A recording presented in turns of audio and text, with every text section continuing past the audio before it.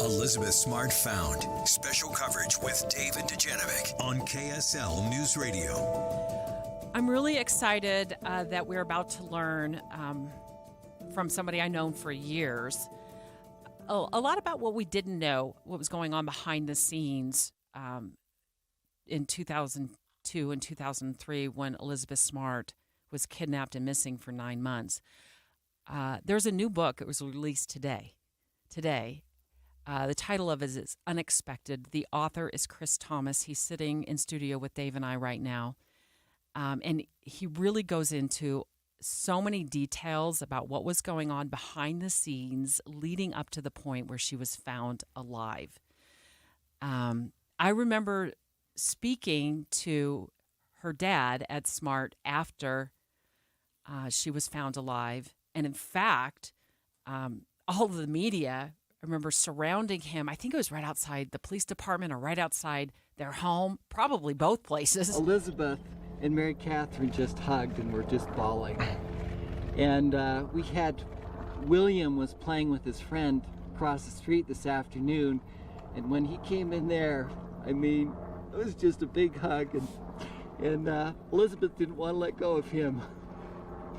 And it's just so great. It's a miracle. It's a miracle, and talking about the family reunion. Yeah, as incredible a story as we've ever had in this state. And it's unsurprising, if you've been through it, if you follow this story, that we can't let it go. We still have a fascination even 20 years later. No one lived it more, other than the family, than Chris Thomas, who is the author of Unexpected, the book that is out today. You are also the public relations point person for the family. You were kind of thrown into this at a very young age, 20-something, 29 years old. Paint us a picture as the PR person. You get the call that this family needs help, and you get there, and then all of a sudden the entire world of media comes running, and you're dealing with the family's emotions, protecting the family from the media, and the main goal of finding Elizabeth. You know, I think that's a big part of the book, is trying to describe that, Debbie. It's not something that you can easily put into perspective.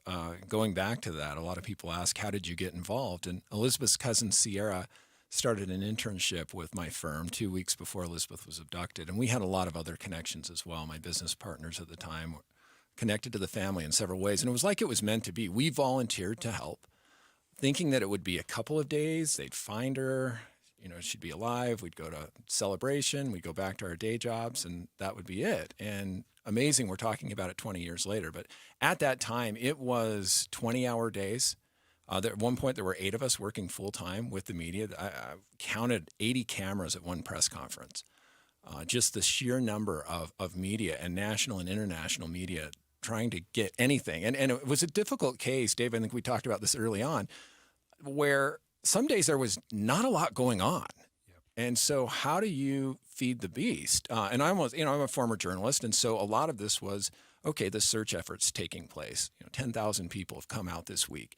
Who are they? Where are they searching? How are they searching? Trying to find information that we could provide so that the media could tell a decent story. But it was nonstop. And then as the investigation developed, it felt like things were happening constantly. It felt like being in a newsroom, but on steroids, and it never ends. So having that direct contact with the family and trying to juggle these emotions where they are mourning, they're terrified, and then at the same time having this understanding that because this story is in the media, it provides other resources and it keeps the story going and volunteers pour out. What was the family going through as they're torn, talking about the worst possible thing that could happen and still dealing with their own emotions? It was a mix of emotions, and seeing that, I had to be very clinical in my approach, and I would feel it. And sometimes at the end of the day, after putting on a straight face, that it would come out, and it would be really heavy. They were the most courageous people I've ever worked around. They understood, made it very clear, like, if we're going to cooperate, the media is a two-edged sword. They'll cut and help get the story out, and they'll cut you apart as well. None of us are perfect. All of us have flaws and skeletons in our closet, and they're going to find those out, and you're just going to have to deal with the good, bad, and indifferent. And they said, we don't care what it takes. We don't care what they do to us. Whatever it takes to bring Elizabeth back, we're willing to do it. Eventually, the Salt Lake Tribune, during the search for Elizabeth, ends up writing an article that alludes that the kidnapping was an inside job, that a family member or family members had something to do with that. You spell that out in your book, and it took me back to 2002, 2003, when negative stories about the family were beginning to surface, which took the eye off the prize, which was recovering Elizabeth safely.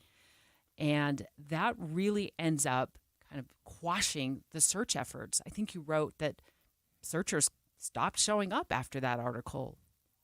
Largely. Which was not accurate, that the family was not involved at all in her kidnapping.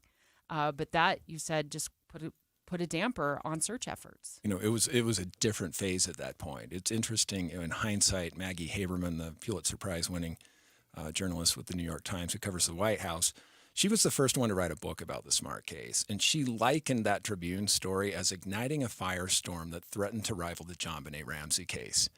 And so it changed from that point of telling this nice story about the search effort and working around the police and the investigation to how do we make sure that the story and Elizabeth are kept top of mind. How does the family, and attorneys come out in situations like that, and they categorically deny, and it's without merit, and all those things. And as the public, what do we say when we hear that? Eye roll. Eye roll, exactly. And so, the only thing, there's no evidence to say they weren't involved, so the best thing they can do is go out and explain how they cooperated and continue to come out. The Ramsey family, to their detriment, and we learned from this, they hunkered down and sent their attorney out. We did the opposite. We put as many members of the Smart family as possible, tried to do it in a controlled way to show that they had nothing to hide, that they would continue to cooperate and be public. I want to continue down this path. Can I just have a few more minutes, Dave, with Chris on this? I covered the police investigation from the very beginning. I remember the Salt Lake City chief of police meeting me on the sidewalk the morning after up at Shriners Hospital, and I was trying to get an interview with Elizabeth Smart's mom, Lois, and she became unavailable for obvious reasons. But along the way, my feeling was, in this case, this is just my personal view from covering the story, that Salt Lake City Police Department did not seem like they could hit water if they fell out of a boat on this. There was an attempted kidnapping of Elizabeth Smart's cousin, which you write about in the book, and I was fully aware of in July, shortly after she was kidnapped, up in Cottonwood Heights, where somebody cuts through a screen and they write that off as a teenage prank. It was Brian David Mitchell trying to get to Elizabeth Smart's cousin because he was a pedophile looking to take on, quote unquote, more wives. And Elizabeth was victim number one. Her cousin was almost victim number two. And and you write about this, the police department really dismissed that. Not only did they dismiss it, they told the family and me to lie about it. If you're asked about it, under no circumstances does this come public. We've got to be able to investigate this fully. I believe they were sending the window screen to Quantico, Virginia, to the FBI to analyze. I mean, it was like, you got to give us time. And at one point, I had to give a very creative answer to KSL's Ben Winslow at the time. And a month later, when it finally came out, the national media was gone. It was kind of during that period, the interest waned, the satellite trucks picked up, and the police could then say, yeah, we think it was a teenage prank. And so it was unfortunate because if you really think about that, there was just too many ironies. Okay, we don't believe in coincidences, right? Especially in, I'm not a cop, but in police work, we just don't believe in coincidences. And literally, her favorite cousin's home in Cottonwood Heights, just a few miles away from where Elizabeth was kidnapped. And not only that, Chris, they make the prime suspect, Richard Reese, arrest him within days of the kidnapping, and hits the wrong dude. And they will not, despite the fingerprints inside the home not matching Richard Reese's, they continue on until Brian David Mitchell is found walking with Elizabeth Smart down State Street in Sandy, thinking it's Richard Reese, and he's long since dead because he ends up dying of a brain aneurysm in jail. And that was one of the big tensions in there. A really interesting point to that, too, that's very incriminating, is when the Richard Reese news broke. It broke on a weekend, and I would be the family spokesperson on the weekend. I typically wanted them to be, you wanted it from the horse's mouth, Debbie. You didn't want to hear from me. And so, but on the weekends to give them a break, I did it. And that's when the Reese news broke, and Ed gave me an idea of what was going on. I did the interviews, and then we talked later, and he said, hey, something kind of strange happened.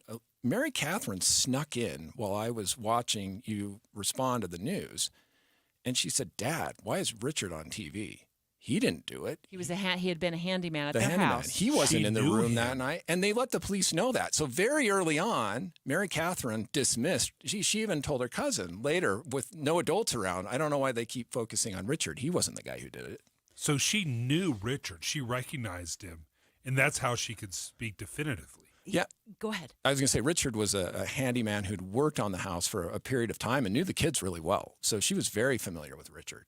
Here's Angela Reese, who's since passed away, Richard's widow, speaking on to the Ed Yates of KSL 5 TV on the day that Elizabeth Smart was found. She was watching television. I jumped up and I started crying, and just, my phone was ringing off the hook, and had she? I'm you're right about this in the extremely, book. Had she not given him an alibi? happy for the Smarts. At all? Did he not have an alibi? Is that why he was an easy focus for the Salt Lake City Police Department? Richard had an alibi. They just didn't find it to be very strong, and Angela was a part of it. My heart breaks, for Angela. Even during the case, she was somebody who was very sincere, and Ed really connected with her as well when we met her.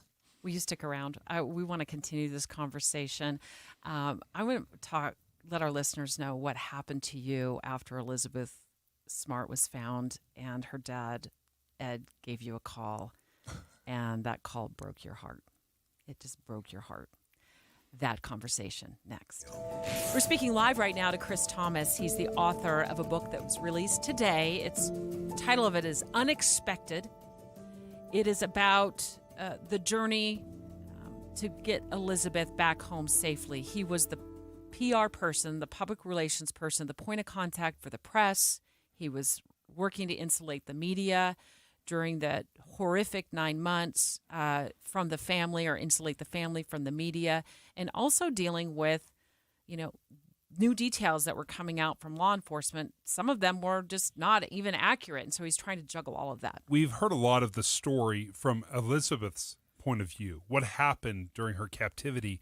We haven't heard a lot from what was going on behind the scenes with the family. And Chris, let's just jump right in. What happened? Where were you? What happened with the family when they found out that Elizabeth had been found?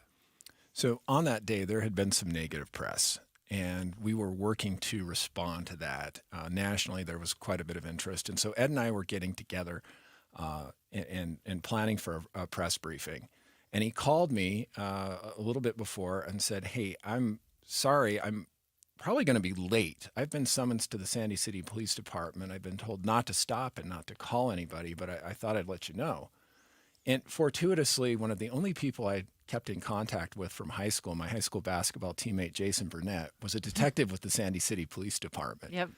And so I started calling Jason incessantly, and he finally answered pretty abruptly. And he said, I can't tell you anything. And I said, well, I'd be eternally grateful if you did. And he called me back a little while later, and he said, the police chief finally told me to answer the phone because you wouldn't stop calling.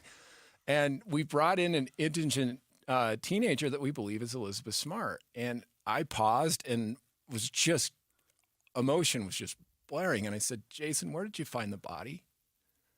I mean, at that time, it wasn't real that she would be back. And he said, no, she's in the room next to me. And I was able to get a hold of Ed, and shortly thereafter, they were reunited. But it was surreal. And about 45 minutes before it hit the news, and I sat there against the wall, and I had no idea. It's like a tsunami is about to hit me. And then this story, your story, and the journey with the family, a lot of you did in the beginning was volunteer, and then and I read in your book that you just dedicated so many hours that it was putting a strain on your new marriage. It certainly was taking an emotional toll on you because of all the demands throughout the day after day from the media. You instruct the family, and I think rightfully so, to turn their anger toward Brian David Mitchell, towards something positive. And so the Amber Alert, getting a national Amber Alert. And I'm calling on you, and I'm calling on Congress, and I'm calling on them to pass the Amber Alert now.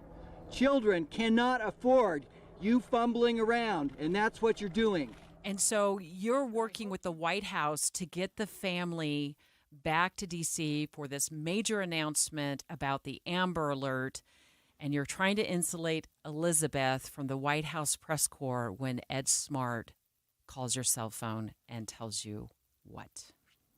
That the family's not comfortable with the direction I was going, that they really felt Elizabeth should be front and center, and that they don't need my help anymore. You got fired. I got fired. And you write about this in your book. It was a shocking moment to me. I'd known you for many months, and I'd worked with you so closely. And just for the record, you were phenomenal to work with. Oh, thank you. And when I read that, and you saved that nugget for the end, and I wept. I was bawling by the time I finished the book. How did you recover from that with the family? It was difficult. You talk about my wife and being a newlywed, and she was an incredible support, especially at that moment. And it took some perspective. I was crushed. And at the same time, I had seen what they had been through. And I still don't understand. I walked close to them, but I didn't walk in their shoes. And seeing everything that they had gone through, it's easy to be upset and look at it that way. I think I provide this context in the book as well. You have to give a little grace to that. And there was an important lesson that I write about that I learned early in my childhood, where there was a huge disappointment. And the way I responded to it was to take my proverbial ball and go home. And in this case, I realized the only person that lost was me when I was a child. And so I kept a friendship. The Smarts, I grew so close to them during this situation. It would have been such a loss. It would have been justified, but it would have been such a loss to just not have anything to do with them. And as a result of staying in contact and remaining friends, it led to working with Elizabeth, which has been just an unbelievable blessing in my life, working with her. And she's like a sister to me. Chris Thomas, thank you for joining us. I look forward to reading this. It just released today, right? Yes, today. Debbie has Amazon. already read it. She got read the it. early copy. Yeah, it's on Amazon. It's on Audible as well. Everyone here sends to listen, and it's my voice. So if my voice doesn't drive you crazy, you can get 9.5 hours more of it. You voiced it? I did. I had to really push the publisher, but I really wanted to do it. Guess what I'm listening to on my way home today? I've got a credit. You'll hear me really fast, though, if you're like me, because I... 1.4? Yeah. Look, I don't typically endorse books or anything like that. That's not my thing. People need to read this. They absolutely need to read it. It's so well done, and how you also connected several of the experiences during the Elizabeth Smart kidnapping to experiences you had in your childhood that actually ended up preparing you to deal with the crush of media and the crisis within the family and the crisis within the crisis. Chris, phenomenally written. Thank you so much for sharing your journey. I know it was a labor of love for you, and I'm sure it was difficult to get this. How many years did it take you to write it?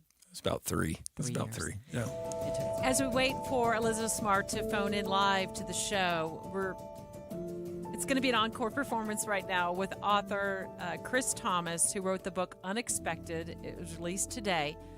It's the backstory of finding Elizabeth Smart and growing up in the culture of an American religion. Chris, when this story came out and we learned eventually what happened, that Elizabeth, who came from a very religious home, her family is very religious in the Church of Jesus Christ of Latter-day Saints, and then to be abducted by a religious fanatic, to be indoctrinated during that time and brainwashed, and the horrific aspects of that. Can you talk to us from from your experience when you were basically running the PR for the Smart family during Elizabeth's abduction, what was that like when all these worlds are colliding? Sure. And I think, and I get into the culture of the Church of Jesus Christ of Latter-day Saints a fair amount. There's part of this book, the unexpected part maybe is some experiences growing up in the culture and how that prepared me for that experience, how the culture played an important role in the search effort and in making that such a big story. And then you talk about, toward the end, that was a really complicated situation when she was rescued and Brian David Mitchell was arrested. From the Smart family standpoint, it didn't make sense to address the issue of religious fanaticism and polygamy. Our focus was on Elizabeth and the fact that she survived it. But in the book, I do kind of get into that issue. Even Elizabeth said in her own book that, I call him a fanatic, but really all he cared about was sex and alcohol.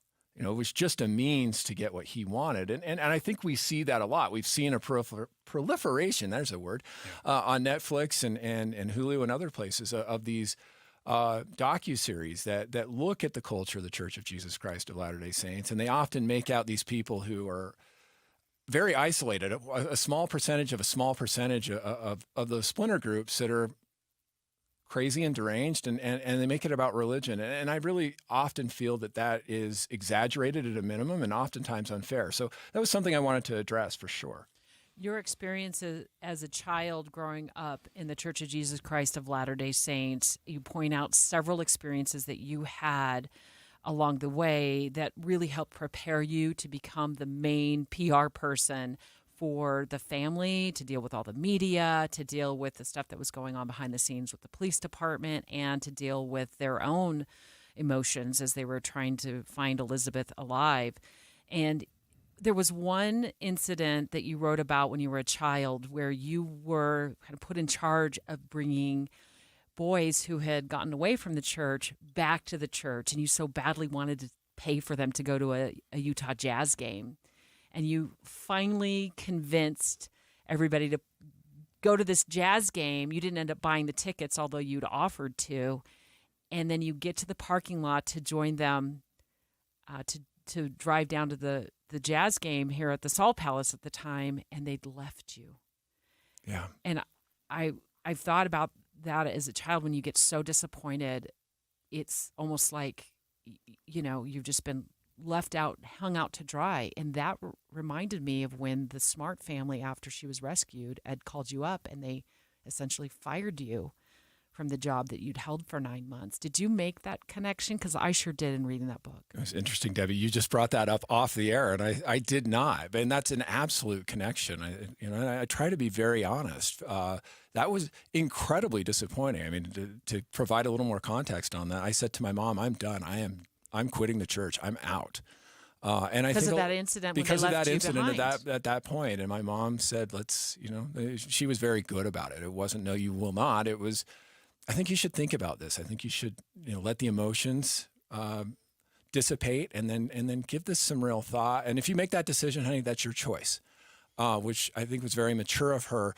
At the same time, dealing with disappointment. I write about my neighbor who was a hidden broken war hero who was an alcoholic and having so many different issues with him over the years. He taught me how to have thick skin. And also when I really learned who he was, he taught me how not to judge people, how to take things not take them at face value, but really try to avoid the stories we tell ourselves and to look beyond that.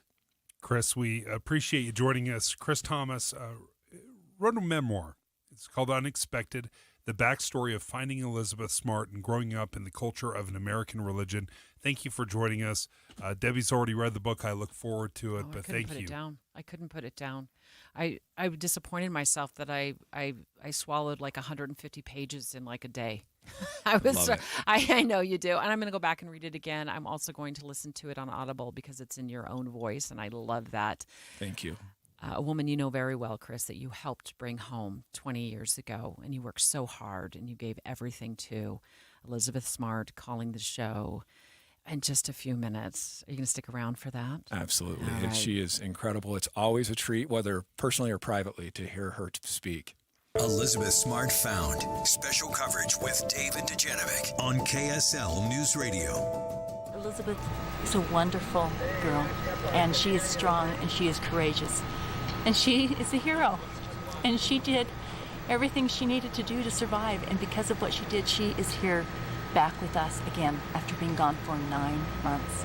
That's an excerpt from an interview I did in March of 2003 when I worked for KSL 5 Television. I interviewed Elizabeth's aunt, her dad, 2 police officers from the Sandy Police Department after she was found alive and well, walking with her 2 kidnappers in Sandy, Utah. To this day, the most incredible story I've ever been a part of. In fact, I was absolutely convinced, I think most of the world was convinced that she was dead and that we were just trying to find her body. And I remember sitting in the car in a mall parking lot with my wife.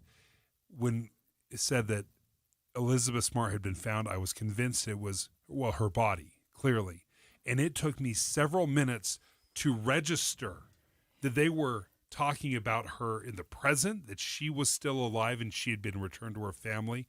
And objective as you want to be in this business, I couldn't help but cry. Yep. Chris Thomas authored Unexpected, a book that is released right now. You can get it. I saw it on Amazon. You said it's also on Audible. Chris, we're waiting for Elizabeth to call. I'm told she's just wrapping up another interview and will be dialing any moment now. So we're going to speak to Elizabeth Smart in just a moment. But Dave, you asked an excellent question during the commercial break of Chris. Why do you think this story still resonates to the extent it does 20 years later? It was interesting in that day.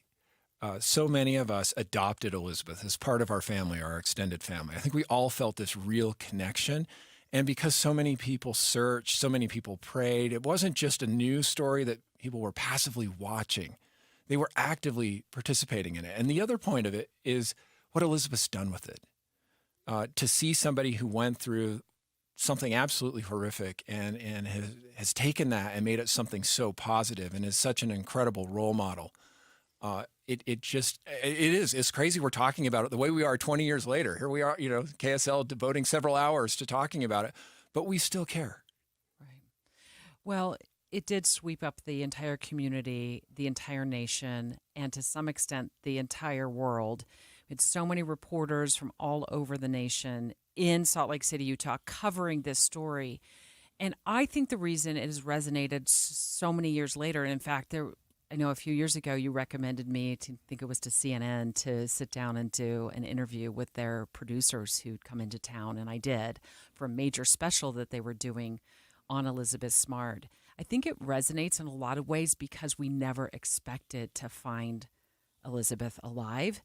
And then when you hear the backstory, which you spell out in your book, so many angles and things that were going on behind the scenes that people didn't know at the time were actually going on, that this is a wild story that takes on all kinds of different directions, from flubs at the Salt Lake City Police Department with, pointing out the wrong guy and arresting him on probation violation, to the fact that her cousin's home was broken into, or almost broken into, by Brian David Mitchell, the kidnapper, just weeks after. I mean, wouldn't you agree? It's just a wild story. Well, it is. And then when her sister, Mary Catherine, remembers whose voice it was in her room that night. And it's discounted. Right, by the police department. By the police, they don't want it to come out. I mean, there's a lot of that. The tension between Ed and Lois Smart and the Smarts in the police department over 5 months. And finally defiling them and coming forward with that information. It was, Elizabeth and I, we were talking about this the other day. She may still be out there had they not done that. Mary Catherine, how old was she when Elizabeth was nine when she was taken? She was 9. She played such a crucial role, but it did feel like she was being discounted or not believed. What happened there? It just didn't follow. I mean, there was this theory. There was so much circumstantial evidence on Richard Reese. And what she was saying didn't align with that. You look at Reese, he was in prison when there was the attempted break-in at the Wrights home. Mary Catherine saying that it wasn't Richard, and then later saying who it was. The police were so sure. I mean, we were told at one point they were 99.99999% sure, to our faces, that it was Richard Reese and that we were potentially embarrassing Mary Catherine by, coming forward with information. They have him in jail on a probation violation when he dies unexpectedly of a brain aneurysm. I think it was in August of 2002, and he was arrested just days after the break-in. But to go back to what we were talking about in the 10 o'clock hour, the fingerprints on the bedpost and I believe on the window or the door of the home didn't match Richard Reese's at all. And so the police boxed themselves into a theory that was inaccurate, flat wrong. Sure. That had to be frustrating for you when you were working with the smarts. Really frustrating. I think we paint with a broad brush sometimes as well. And, in this case, there were several in law enforcement who were not in the herd, who actually were even criticized for we're not being open-minded enough about this. And they collaborated with the Smarts, the extended Smart family, kind of on the side, talking through this. And some of those people played an important role. So I always want to be careful that, there was this herd mentality, but there were, and I believe the vast majority of people as well, there were flubs. I don't think there was anyone in law enforcement, anyone in the media, anyone anywhere that didn't want to have a positive outcome and weren't doing everything they could to help find Elizabeth. How did the family react to the fact that she was so close for so long? You hear that, and I had the opportunity a few years ago to hike up to that camp. And until you've been up there, it's so close, but it's cut out of the side of a mountain, and it is so thick. I was there with a crew from NBC, Meredith Vieira, and several photographers. It took us 4 hours to hike that mile up to that camp. And they nearly had heart attacks. I mean, it was like, it took everything. Elizabeth was like a doe jumping through the forest, and everybody else was sucking wind. It was, once you saw that, it felt like it was eons away, despite the fact that it was close. It's pretty rugged up in that area in some places. Chris Thomas is the author of a new book released today, Unexpected. It's an excellent book, and it takes us behind the scenes. It's so well written, but it takes us behind the scenes of what was going on, things we didn't know were going on. I was on the front lines as a reporter for KSL 5 TV, doing tons of interviews and following the case day by day. Get up in the morning and know exactly what story I was covering that day, and it took so many odd twists and turns. If you could pick one moment that was the oddest or the strangest twist for you, besides the moment she was found alive, what would that moment be, Chris? So I mentioned the tension between law enforcement and the Smarts to come forward with the information. Once the family finally came forward, they offered a reward, a $10,000 reward for anyone who could exonerate Richard Reese, who had died who had been dead for a while at that time. And then they put out the sketch. Ed and I flew to New York to do interviews with the morning show so that next morning, and they all canceled. And after the last one, I called a source at one of the networks that I trusted and had been very good in giving me good information. And he said, "You're going to want to sit down." He said, "The Salt Lake City Police Department has told us that you concocted this story to try to get Elizabeth back in the news, and that while they're looking into this guy, they don't think he had anything to do with it, and they want you to be very careful." Chris, I'm going to interrupt you. Elizabeth Smart's on the line. Good morning, Elizabeth. Good morning. We're just wrapping up a conversation with the author of this new book, Chris Thomas. I know you know him very, very well, and you wrote the foreword in the book, and that was brilliantly written. So, Elizabeth, 20 years ago today, you were found alive. Tell us about what the next 20 years looks like for you and your family. I mean, it's certainly been a whirlwind and a lifetime separate, yet the same. I mean, it's something I never dreamed that I would be able to say. It's something I couldn't even imagine the day after I was rescued. I couldn't imagine one day in the future being able to look back and be, oh, yes, that was 20 years ago. And now I'm married and I have 3 kids, and I'm able to devote so much of my time and energy to this cause that I feel so passionate about, helping to educate and advocate and hopefully spread hope and healing. I feel incredibly lucky to be where I am. Elizabeth Smart joins us right now as we remember 20 years ago when you were found. Has there ever been a moment, or how many moments, I guess, through the years, have you just thought, I need to leave this behind, and what pushes you forward to continue down this path of advocacy? I don't think I'd be human if I didn't occasionally have that thought. Of course there have been times where I felt like this is not the life I imagined, or this is hard. This is breaking my heart.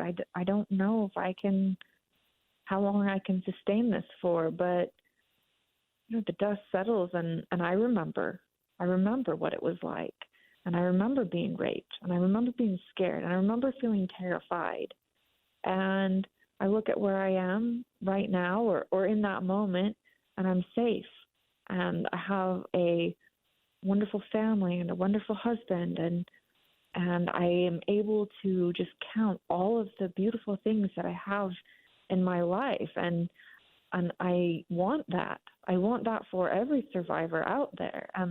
And having met so many parents of missing children, and talking to my own parents, they've all said the worst part is not knowing, and feeling like everyone deserves an ending, whether it be in the way that you pray and wish or not. Everyone deserves an ending, because the not knowing does destroy so many families. Elizabeth Smart, thank you for joining us, and we appreciate you taking the time to spend a few minutes with us. Yeah, Elizabeth, thank you so much for crusading for survivors of abuse, and for families who want that closure and want to know. I know the whole community still loves you the way we loved you back in 2002. And we're so grateful that you were found 20 years ago, alive and well.